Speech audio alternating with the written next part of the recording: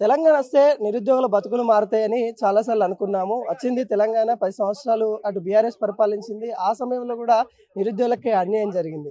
ఇక బీఆర్ఎస్ పోతే కాంగ్రెస్ అన్న తెలంగాణలో నిరుద్యోగులకి కొంత బెటర్‌గా ఉంటుందేమో అనుకోని నిరుద్యోగులంతా కలిసి కాంగ్రెస్ ప్రభుత్వాన్ని తీసుకొనొచ్చారు. మరి ఇప్పుడైనా వాళ్ళ పరిస్థితి ఎలా ఉంది? దాదాపుగా కాంగ్రెస్ పార్టీ అధికారంలోకి వచ్చి 2.5 సంవత్సరాలు అయితా ఉంది.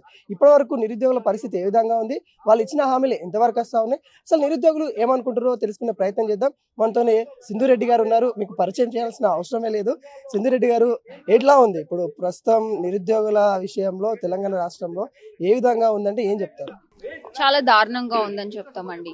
ఎందుకంటే ప్రతిరోజు ఒక టెన్షన్‌తో బ్రతకాల్సిన పరిస్థితి. బికాజ్ ఏ రోజు ఏ కొత్త జీవోతో వస్తారో, ఆ జీవో వల్ల మాకెట్లా అన్యాయం జరుగుతదో అనే టెన్షన్, ఆ బాధ ప్రతిరోజు ఉంటుంది. ప్రిపేర్ అవ్వాలన్నా గానీ ఆ కాన్ఫిడెన్స్ ఉండట్లేదు. బికాజ్ ఈ రోజు మీరు చూస్తే ఏజ్ రిలాక్సేషన్ అనేది తగ్గించేసినారు. 34 ఇయర్స్‌కి చేసినారు. దానివల్ల ఎంతమంది నష్టపోతున్నారు?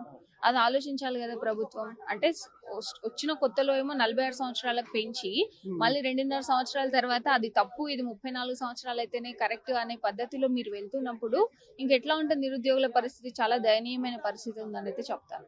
అంటే చాలా వరకు చెప్పారు. హామీలు చెప్పారు. కొంతవరకు నెరవేర్చుకుంటూ వస్తా ఉన్నారు. 2 లక్షల జాబ్ క్యాలెండర్ ఇంకా చాలా చెప్పారు. ఎట్లా ఉంది? అంటే అశోక్ నగర్‌లో మళ్ళీ కాంగ్రెస్ నేతలు తిరిగే అవకాశం ఉందని అంటారా?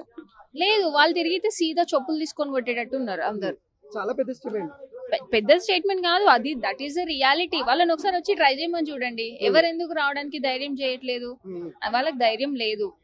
అందరూ అదే పొజిషన్ లో ఉన్నారు. ఏంటి అంటే, ఎందుకంటే వాళ్ళు ఒకప్పుడు అశోక్ నగర్ చుట్టూ తిరిగినారు కదా. ఇప్పుడు అదర్ పార్టీస్ పాలిటీషియన్స్ ని అంత ఇదిగా మాట్లాడే హక్కు, ఆ ఛాన్స్ మాకు లేదు. వీళ్ళు ఏంటంటే ఎలక్షన్స్ ముందు అశోక్ నగర్ లో తిరిగిండ్రు కాబట్టి మేము అంత పెద్ద స్టేట్మెంట్స్ ఇవ్వడానికి కూడా సిద్ధం. That is the reality. అది గమనించాలనేసి నేను అంటాను. ఇప్పుడు మీరు అన్నారు కొంతవరకు హామీలు నెరవేరుస్తున్నారు అని చెప్పి. కొంతవరకు కాదు, వాళ్ళు నెరవేర్చిన హామీ ఏమీ లేదు, జీరో. ఇప్పటి వరకు ఒకటి నెరవేర్చిండ్రా చూపించండి. ఏది లేదు, లేదు లేదు. అది కేవలం ముఖ్యమంత్రి గారు లేకపోతే మినిస్టర్స్ అందరూ మూకుమ్మడిగా మాట్లాడుకొని కేబినెట్ మీటింగ్లలో చర్చించుకుంటారేమో, మనం ఈ అబద్ధం ఆడాలి, ఈ అబద్ధం చెప్పాలి ప్రజలకని. అదే విధంగానే వాళ్ళు 60,000 70,000 అక్కడ నంబర్లు తేడా వస్తుంది తప్ప చెప్పే అబద్ధం మాత్రం సేమ్ ఇచ్చినాము అని చెప్పి 100% ఒక్క హామీ కూడా నెరవేర్చలేదు. నిరుద్యోగులకనే కాదు, వేరేవి చూసుకున్నా కూడా ఏదీ లేదు అసలు స్టేట్ లో. వేరే వాటి గురించి మాకు అనవసరం. బట్ స్టిల్ మా దానికి చూసుకుంటే మాత్రం వాళ్ళు చేయాల్సినవి చేయకపోగా ఇంకా అడ్డమైన తప్పులు చేస్తూ మాకు అన్యాయమే చేస్తున్నారు తప్పించి మాకేం న్యాయం జరగట్లేదు. తెలంగాణలో నిరుద్యోగులు చాలా పవర్ఫుల్. తెలంగాణ రావడంలో కావచ్చు, తెలంగాణ వచ్చిన తర్వాత బీఆర్ఎస్ గద్దె దించడంలో కావచ్చు, కాంగ్రెస్ పార్టీని గద్దె ఎక్కియడంలో కావచ్చు, చాలా పవర్ఫుల్. అంత పవర్ఫుల్ ఉన్న నిరుద్యోగులు ఎందుకు కాంగ్రెస్ పార్టీ మరి ఎంత చేయకపోయినా కానీ పెద్ద ఎత్తున ముందుకు రావట్లేదు? మీలో టీంలు ఏర్పడతా ఉన్నాయి. ఆ టీం ఈ టీం పైన, ఈ టీం ఆ టీం పైన అంత విమర్శల గందరగోళం అయితే కనబడతా ఉంది. ఎందుకు ఇంతగానం ఏర్పడుతుందంటే ఏం చెప్తారు? ఐ అగ్రీ అండి. ఇందులో ఇద్దరు తప్పు ఉంది. లైక్ అటు ప్రభుత్వం సైడ్ నుంచి చూస్తే కొంతమంది ప్రభుత్వంలో ఉన్న వాళ్ళు ఏం చేశారంటే, ఇది ఎట్లయినా నిరుద్యోగులందరూ అనేది అన్ఆర్గనైజ్డ్ థింగే. ఇది ఏది ఆర్గనైజ్డ్ సెక్టర్ కాదు, ఇదంతా కంప్లీట్ అన్ఆర్గనైజ్డ్. ఎందుకంటే డిఫరెంట్ బ్యాక్గ్రౌండ్స్ నుంచి ఉన్న వాళ్ళు ఉంటారు, డిఫరెంట్ డిగ్రీస్ ఉన్న వాళ్ళు ఉంటారు కాబట్టి అన్ఆర్గనైజ్డ్. దాన్ని ఆసరాగా చేసుకొని కొంతమంది పెద్దలు ఏం చేస్తున్నారు, వీళ్ళకి లొల్లి పెడితే మనం ప్రశాంతంగా ఉండొచ్చు భయ్ అని చెప్పి వాళ్ళు రంగంలోకి దిగినారు. వాళ్ళు ఇప్పటికీ అదే కంటిన్యూ చేస్తున్నారు. కానీ అది ఎక్కువ రోజులు నిలబడదు, ఎక్కువ రోజులు నడవదు. బికాస్ ప్రతి ఒక్కరికి బాధ కలిగినప్పుడు ఒకరికి ఒక రోజు బాధ కలుగుతుంది, ఇంకొకరికి ఇంకో రోజు బాధ కలుగుతుంది. 2.5 సంవత్సరాలు గడిచిపోయింది. మూడో సంవత్సరంకో 4వ సంవత్సరంకో అందరికీ బాధ అవుతుంది. జస్ట్ టైం డిలే అంతే. అందరికీ బాధ కలుగుతుంది. అప్పుడు అందరు ఏం చేస్తారు, ఎవడేని చెప్పినా కానీ ఎవడైనా నాకు బాధ కలిగింది కాబట్టి నేను వచ్చిన. అట్లా ప్రతి ఒక్కరు రోడ్డు మీదకి వచ్చే రోజు ఖచ్చితంగా వస్తుంది. రాదనేది ఏం లేదు, యూనిటీ లేదనేది ఏం లేదు. కాకపోతే ఇప్పుడు వాళ్ళ పరిస్థితుల వల్ల కొంతమంది ప్రలోభ పెడితే ఇట్లా అవ్వడం జరుగుతోంది తప్ప, అందులో ఎస్పెషల్ గా కాంగ్రెస్ నాయకుల హస్తం ఉంది కాబట్టి జరుగుతుంది. ఏదో ఒక రోజు వాళ్ళని కూడా చెప్పులతో కొట్టే రోజులు అయితే వస్తాయి. అంటే ముఖ్యంగా నిరుద్యోగుల ప్రస్తావన వచ్చినప్పుడు కూడా మీరు చాలాసార్లు కూడా మాట్లాడినప్పుడు మిమ్మల్ని కూడా అన్నారు, పెయిడ్ ఆర్టిస్ట్ అని, డబ్బులు తీసుకుంటారు అని.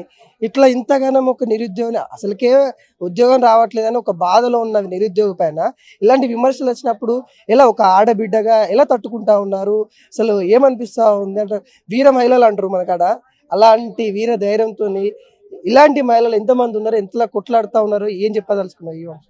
తెలంగాణ అనేది అదొక ప్రౌడ్ థింగ్. తెలంగాణ ఇట్స్ కదా చాలా ప్రౌడ్. ఎస్పెషల్లీ నాకైతే చాలా ప్రైడ్ గా ఫీల్ అవుతాను ఐ బిలాంగ్ టు తెలంగాణ అని.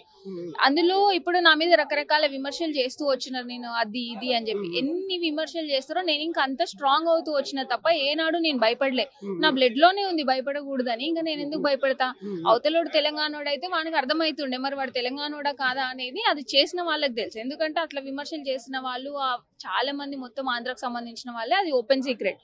సో వాళ్ళు ఏదో విమర్శలు చేస్తే నేను భయపడి వెనక్కి తగ్గుతాను కూడా, అది వాళ్ళ మూర్ఖత్వం. అంతే ఉంది పరిస్థితి, అంతే ఉంది. ఏం చెప్తారు ఫైనల్ గా సీఎం రేవంత్ రెడ్డికి ఈ అంశం పైన పర్టికల్ గా గ్రౌండ్ రియాలిటీ ఏం చెప్తారు? గ్రౌండ్ రియాలిటీ వెరీ సింపుల్ అండి. అది కాంగ్రెస్ కండువా కప్పుకొని వచ్చింది రేవంత్ రెడ్డి అయినా సరే, కింది స్థాయి కార్యకర్త అయినా సరే, ఆయన చెప్పులతో కొట్టడానికి రెడీగా ఉన్నారు నిరుద్యోగులు. ఈ ఒక్క స్టేట్మెంట్ మీకు సరిపోతుందని నేను అనుకుంటున్నా. అది ఎందుకు అనేది మీరు చేస్తున్న పనుల వల్ల మీకు తెలుసు, మాకంటే బాగా మీకే తెలుసు మేము మా మీద ఎందుకు ఇంత వ్యతిరేకత ఉంది అని. అది కూడా మీరు రియలైజ్ అవ్వకుండా ఇంకా స్టిల్ అదే కంటిన్యూ చేస్తా అంటే చేస్తున్నారు. రాహుల్ గాంధీకి ఏం చెప్తారు ఈ అంశం? ఎందుకంటే ఆయన కూడా చిక్కడపల్లి లైబ్రరీకి వచ్చి ఛాయ్ తాగారు కదా. ఆయన గురించి చెప్పడానికి ఏమన్నా, ఆయన ఏమంటారు, ఒక కమేడియన్ లాగా అయిపోయినాడు ఇప్పుడు. ఎందుకంటే అవసరం ఉన్నప్పుడు ఆయన తీసుకొస్తారు, ఇక్కడ అందరి ముందు ఫుల్ చేసి తీసుకొని పోతారు. ఆయన అడ్డమైన హామీలు వీళ్ళు పేపర్లలో చదివి రాసిచ్చింది ఆయన చదువుతాడు పోతాడు. తర్వాత తెలంగాణలో ఏమైతుంది ఏంది అనేది ఆయనకు అనవసరం. బికాస్ ఆయనకు కావాల్సింది పైసలు. తెలంగాణ స్టేట్ నుంచి రెవెన్యూ పైసలు ఆయనకు పోతున్నాయా లేదా ఒకటే ఆయన చూసుకుంటాడు. కాబట్టి హీస్ అ ఫూల్, అంతే. Thank you.